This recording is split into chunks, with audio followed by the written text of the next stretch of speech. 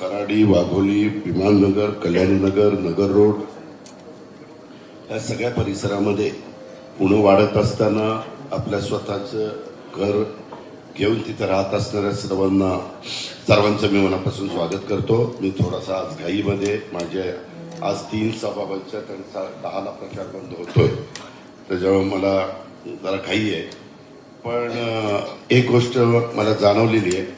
काय झालं, मागच्या काळामध्ये आमच्याकडे कॉर्पोरेशन असायची आणि मी पिंपरी चिंचवड कॉर्पोरेशनमध्ये आणि पुण्यामध्ये त्या ठिकाणी लक्ष घालायचो. तरी देखील मधल्या काळात माझ्याकडे कॉर्पोरेशन नसली तर ज्यावेळेस इथं सुनील टिंगरे आमदार होते आणि आता पलीकडच्या बाजूला माऊली कटके, त्याच्या आधी अशोक पवार होते, आज इथं खासदार निलेश लंके देखील अहिल्यानगरची उपस्थित आहेत, असे बरेच मान्यवर इथं उपस्थित आहेत.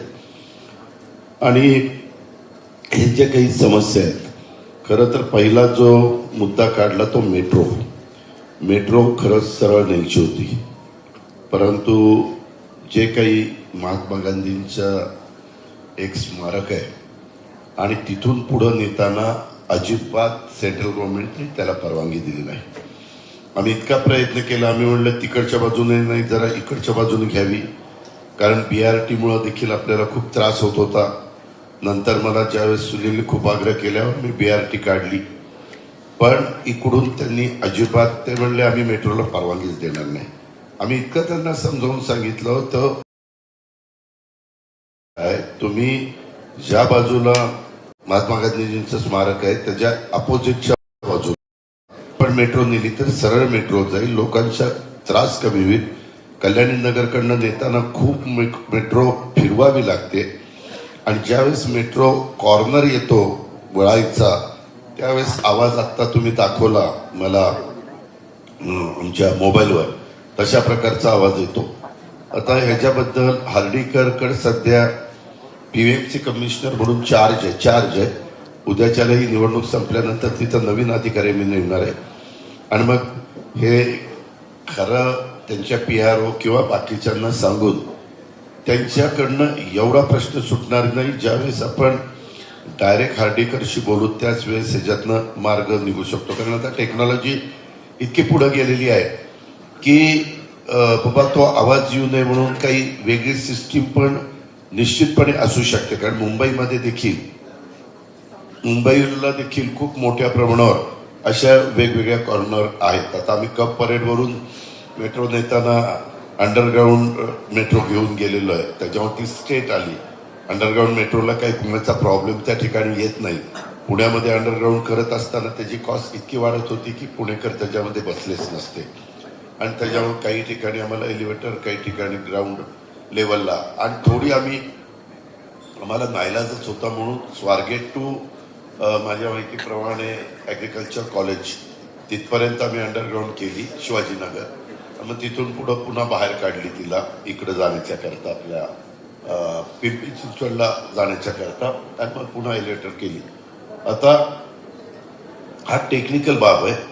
आता आपल्याला ती मेट्रो बंद करता येणार नाही. मेट्रोचं जाळं टप्प्याटप्प्याने सगळीकडं आम्ही फिरवणार आहे. तिकडं चाकणला जाणार आहे, इकडं वाघोलीच्या पुढं जाणार आहे, इकडं उरळी कांचनच्या पर्यंत जाणार आहे, तिकडं सासवडला आता नवीन काही वर्षांनी विमानतळ होऊन पाहत आहे. त्याच्या जमिनीचं सगळे बॉर्डर वगैरे आखलेली आहे, त्या जमीन ॲक्वायर करायचं काम आता सुरू झालेलं आहे आणि साधारण नावाजलेल्या कंपन्यांना ते टेंडर देऊन जेवढं फास्ट ते एअरपोर्ट इंटरनॅशनल एअरपोर्ट 2 AST बसणार ते आपण करणार आहोत. कारण हे एअरपोर्ट डिफेन्स आहे, हे आज 10 वाजेपर्यंत विमान आम्ही उडून देणार नाही. आमचं प्रात्यक्षिक चालू आहेत वगैरे आणि आम्हाला त्यांची प्रॅक्टिस पण देशाच्या दृष्टीनं खूप महत्त्वाची असते. त्याच्यामुळं तिथं काही आपल्याला जास्त बोलता येत नाही. शेवटी देशाच्या संरक्षणाचा संबंध असतो आणि त्याच्यामुळे मग आज 11 वाजेपर्यंत विमानं कुठली येणार नाहीत आणि टेक ऑफ होणार नाहीत आणि त्याच्यामुळं इंटरनॅशनल स्तरावरच्या ज्या फ्लाईट येतात तिथं असं करून चालत नाही. 24 तास विमानतळ चालू राहावं लागतं.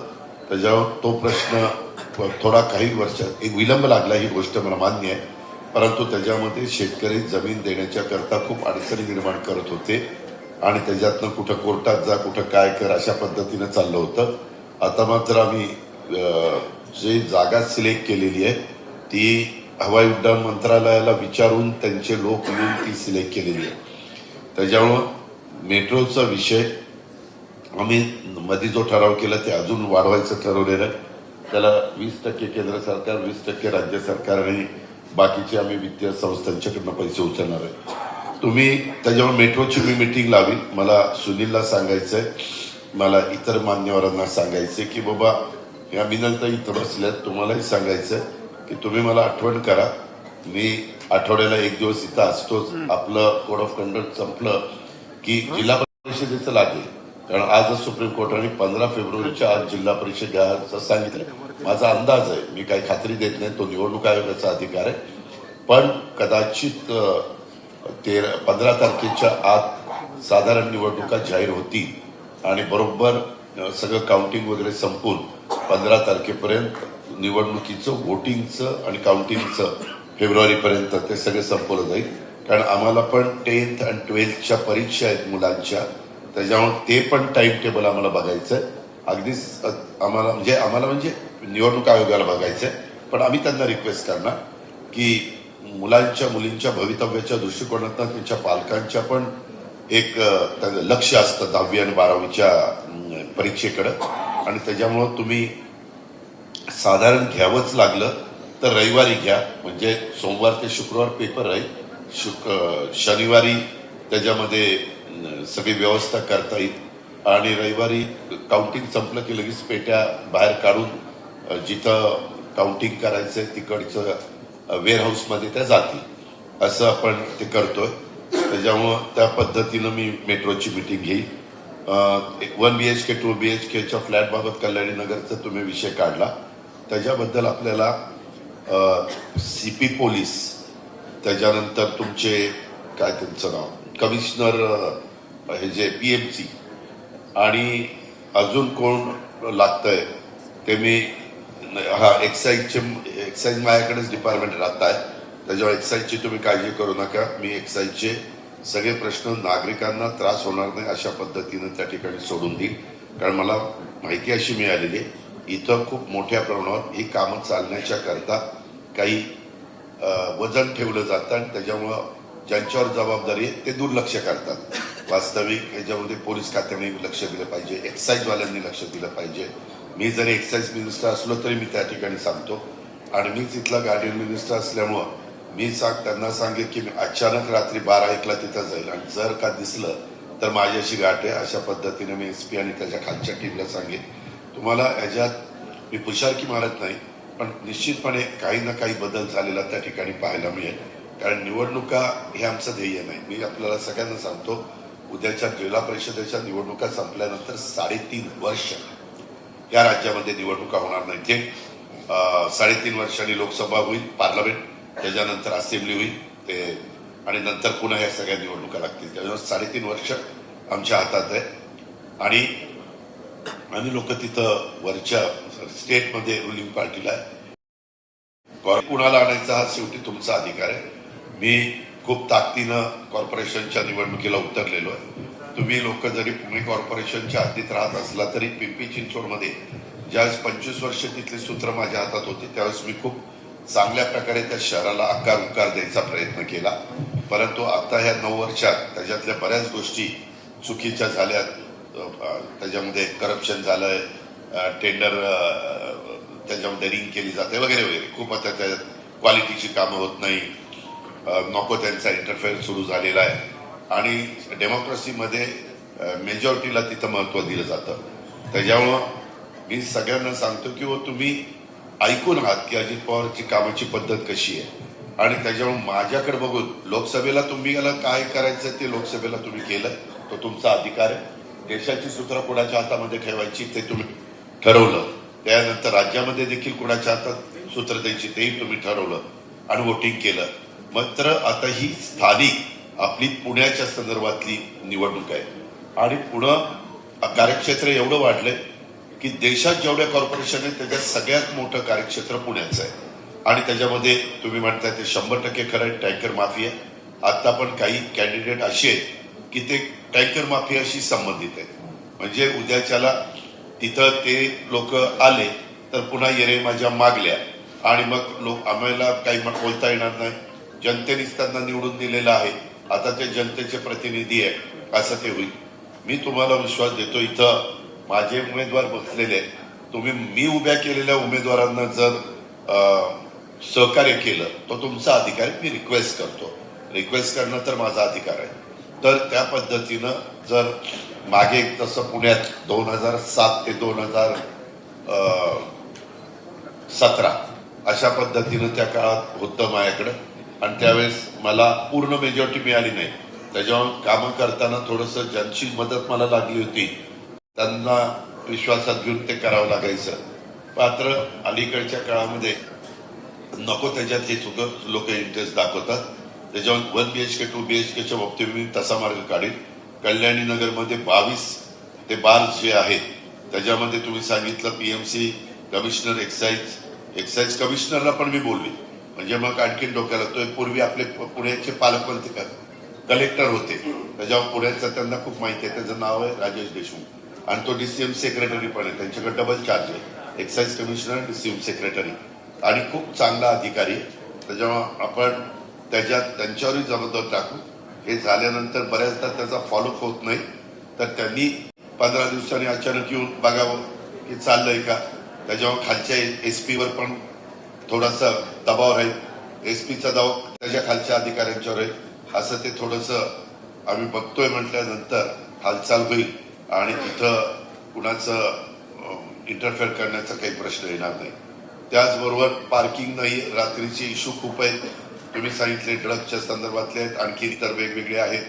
मागे देखील काही गोष्टी घडल्या आणि ज्या पद्धतीनं रात्री श्रीमंतांची पोरं गाड्या फास्ट नेतात, त्याच्यात ऍक्सिडेंट होतात, ते कोणाला जुमानत नाही वगैरे ह्या घटना घडलेल्या आहेत. आणि त्याकरता हे एक्साईज पोलीस खातं आणि PMC असं करून आपण त्याच्यातनं मार्ग काढू.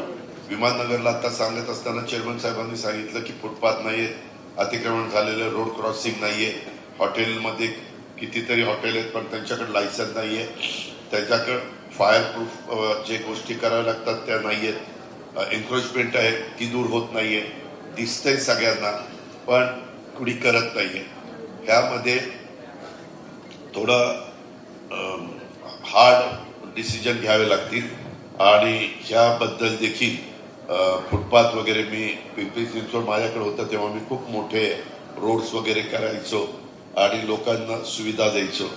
तशा पद्धतीनं तुम्ही कधी तुमचे चेअरमन लोकांनी कधीतरी सुनील त्यांना बारामतीला घेऊन जा आणि बारामतीमध्ये जरी 1 लाखच वोटर आहे पण काय सिटी मी डेव्हलप केली एकदा दाखव, म्हणजे यांना कळेल की बाबा असं जर पॉलिटिकल लीडर कर असेल तर लीडर तसं करू शकतो, हे बघितल्याशिवाय कळणार नाही. आणि म्हणून माझी तुला आग्रह आहे की याच्यातनं मोकळा झाल्यावर एक यांची ट्रिप कर, संडेला कर, म्हणजे त्यांचाही कामाचा ताण म्हणजे त्यावेळेस नसेल. असं केलं तर त्यांनाही थोडीशी खात्री पटेल की नाही बाबा हे करू शकतात, त्यांनी केलेलं आहे. अशा पद्धतीनं आपण ह्या विमाननगर फुटपाथ आणि इकडच्या सगळ्या भागातले मध्ये मला वाघोली वेलफेअर सोसायटी का काहीतरी एक ग्रुप भेटलेला होता, त्यांनी पण मला काही गोष्टी सांगितल्या आणि तिथं तुम्ही म्हणताय ते 100% खरं आहे.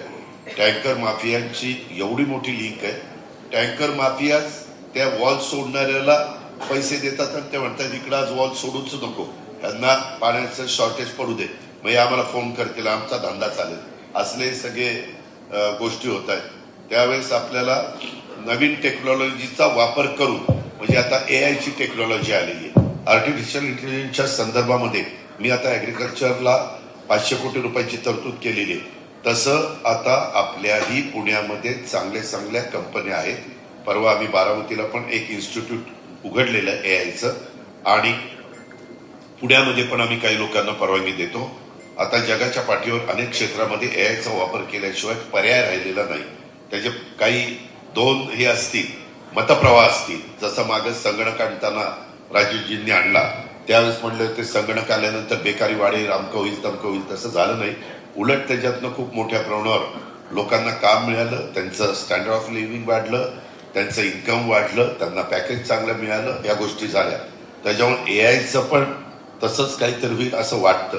पण नाही करावं तर आपण मागं राहू, करावं तर अजून माहिती नाही पुढं काय होईल. पण म्हणतात की फायद्याच होईल, कारण आमच्या ॲग्रिकल्चरमध्ये तर खताची बचत होती, फर्टिलायझरची 40-50%, पाण्याची बचत होती 40-50% आणि 70 टन ऊस 100च्या पुढे जातो. त्याच्यामुळे तिथं ॲग्रिकल्चरला तर आम्हाला फायदा दिसतो. उद्याच्या 17 जानेवारीला माझ्या बारामतीतच गव्हर्नर साहेब येणार आहेत, कृषक म्हणून एक प्रदर्शन आहे, ते आम्ही घेतोय.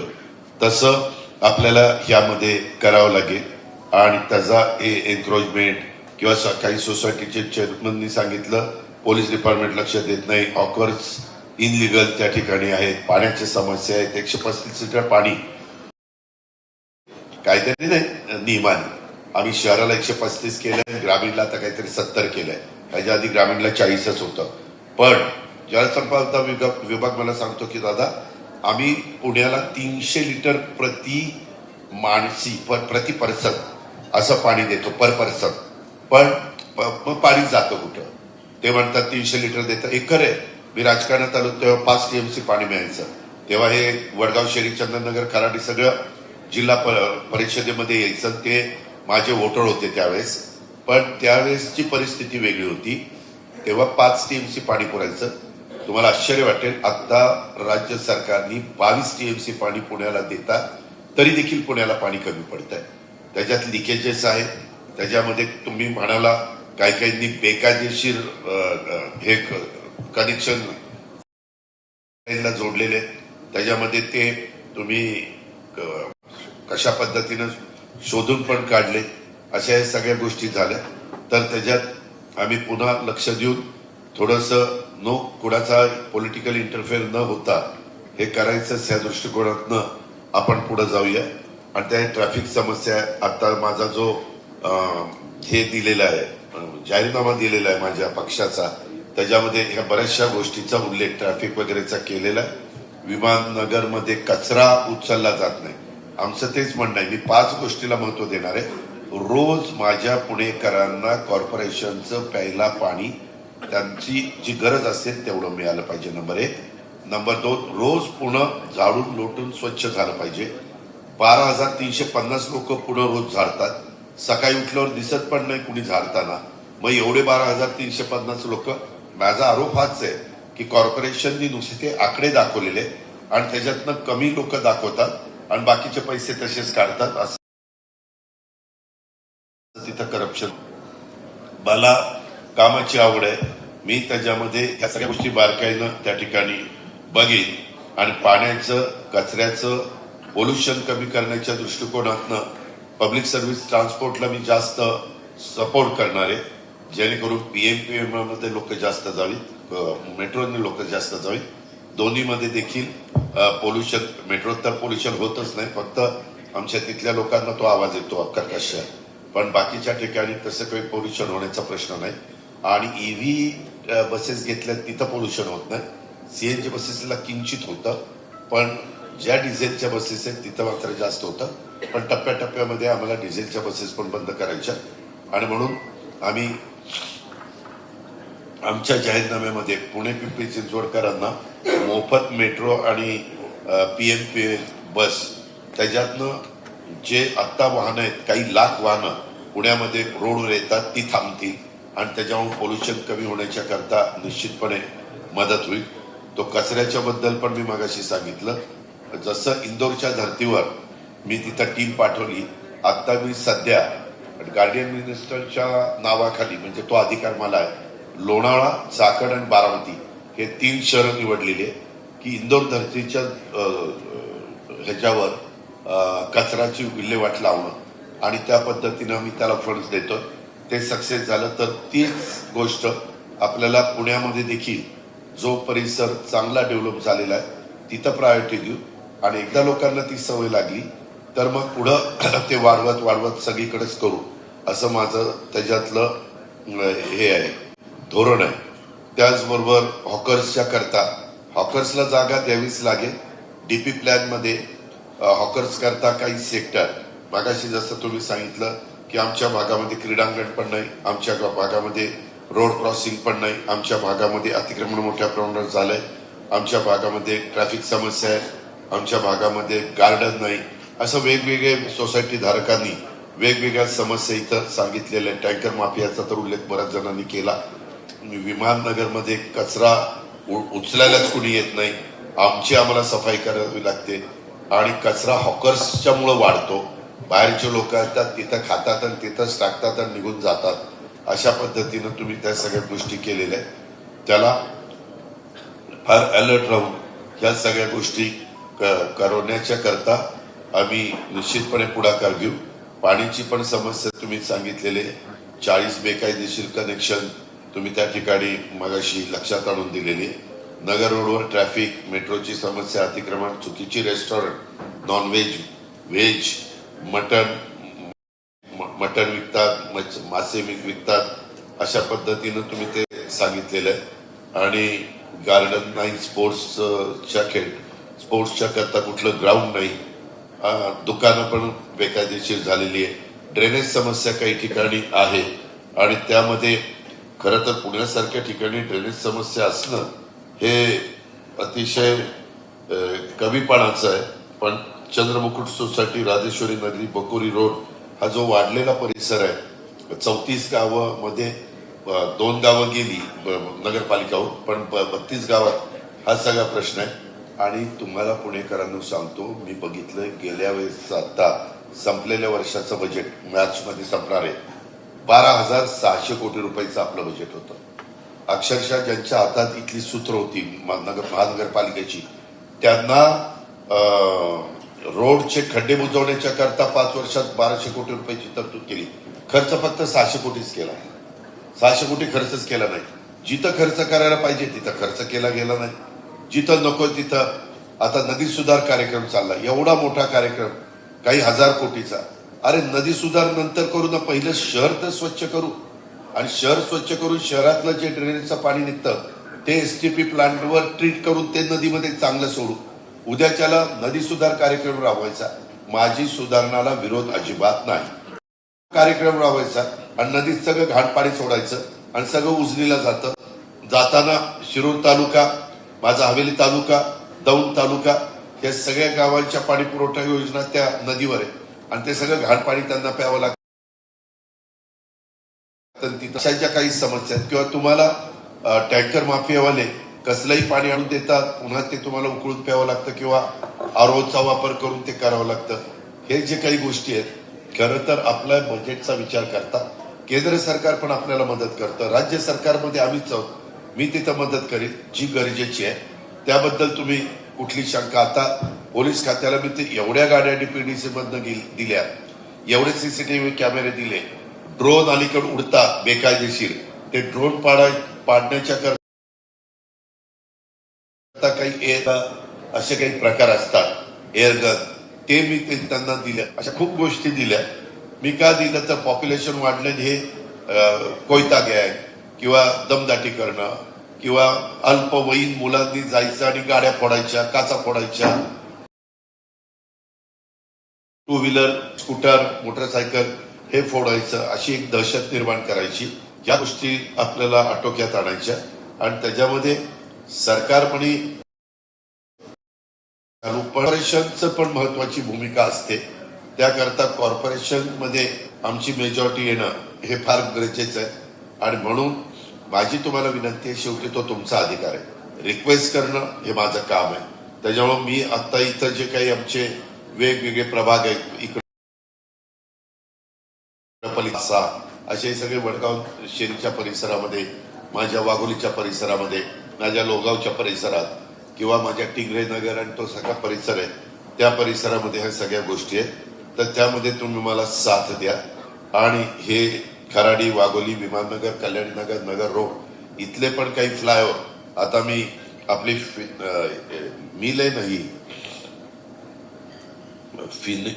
फिनिक्स मॉल, सॉरी मिल नाही, मी चुकून ते आमच्या इथं मिल होती त्याचा मॉल झाला मुंबईमध्ये, फिनिक्स मॉल, तिथूनच ब्रिज करायचा आणि डायरेक्ट ती वाहनं लांब पुढं काढायची. मी माऊलीला पण सांगितलं की तशा पद्धतीने मी त्याला तत्वता मान्यता दिलेली, म्हणजे खाली राहणारे लोक खालच्या रोडचा वापर करेल वरनं डायरेक्ट अहिल्यानगरला जाणारी, शिरूरला जाणारी, पारनेरला जाणारी किंवा तिकडच्या भागात पुढं मनमाड असेल, शिर्डी असेल, ती वरनं जातील. आपण आपले इथली लोक खालनं जातील, म्हणजे निम्म ट्रॅफिक तिथं कमी होईल. आणि मुफ्त मेट्रो आणि PMPL केली तर काही लाख वाहनं पुण्यातली कमी होतील आणि ट्रॅफिकची समस्या खूप कंट्रोलमध्ये येईल आणि त्याच्यात बचत पण होते. ते मी मध्ये प्रेस कॉन्फरन्स घेऊन त्याच्यामध्ये सांगितलेलं आहे. तुमचा वेळ घेत नाही कारण मला आता निघावं लागेल. आणि त्याच्यात ड्रेनेज समस्या, रोड समस्या ज्या काही आहे, RP रोड किंवा DP रोड किंवा ह्या मी मगाशी सांगितलं, आता ह्या वर्षी नवीन अर्थसंकल्प होईल त्यावेळेस निश्चितपणे पुण्याचं बजेट 13,000 कोटीच्या पुढे जाईल. आता इतक्या 1,000 कोटीचं जर बजेट आहे तर त्यातले काटकसर करणं आणि ज्या गरजेच्या गोष्टी आहेत की हे पहिलं केलं पाहिजे टॉप प्रायोरिटीने. तिथं काय होतंय, हे ज्यांच्या हातात सूत्र होती ज्याच्यातनं कमिशन मिळेल, ज्याच्यातनं त्यांचे इंटरेस्ट साधले जातील, त्या कामाला त्यांनी प्राधान्य दिलं. ते होणं चुकीचं आहे. कचरा, स्वच्छता, पाणी पिण्याचं दररोज, मी 24/7 म्हणतच नाही, किमान तुम्हाला माणसे 135 लिटर पाणी दररोज आणि कचरा वेळेमध्ये उचलला जाणार आणि नवीन टेक्नॉलॉजी घनकचऱ्याची विल्हेवाट लावण्याच्या करता जी निघालेली आहे त्या गोष्टीचा वापर करून कचऱ्याची विल्हेवाट लावणं, या सगळ्या ज्या गोष्टी. आणि हायटेक हॉस्पिटल, आपल्या इथं हॉस्पिटल बरीच आहेत परंतु त्याच्यात नवीन बरंच त्याच्यामध्ये बदल होतात.